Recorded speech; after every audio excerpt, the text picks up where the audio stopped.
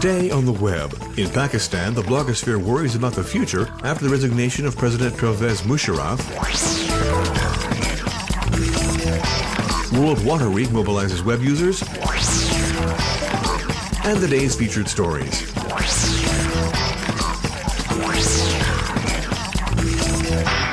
In Pakistan, the resignation of President Pervez Musharraf provoked ambivalent reactions in the blogosphere, where some worried about the future stability of the country. One web user rewrote the words to this song from a Pakistani film. The actors sing of their joy after the departure of the ex-general.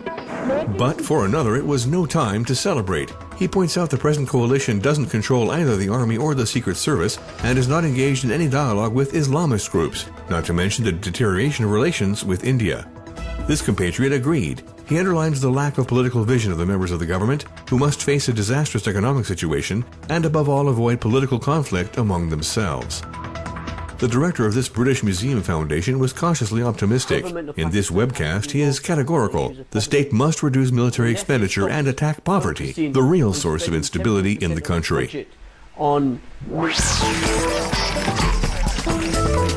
World Water Week began Monday in Stockholm. Control of this resource mobilized web users. At stake, the scarcity of blue water. As numerous videos illustrate, drinkable water sources are down and dwindling. Cyber ecolos, or economes, have been inspired to find ways to limit their daily consumption. Cut water for showers, don't use open water to wash vegetables, and wash hair using plants. The site Water Footprint offers to calculate your impact on water resources in terms of your consumption or your country's or your diet. Access to water is also a source of regional conflict. The site Alternative Channel puts reports online about the tension between Tajikistan and Kyrgyzstan, explaining that water rights are at the heart of their disagreements. Disappointment in Egypt. The Twitter network will no longer permit reception of text messages. Egyptians had used the network through their telephones to organize a big strike against the rising cost of living last April 6th, which caused some bloggers to wonder whether politics weren't behind this new decision.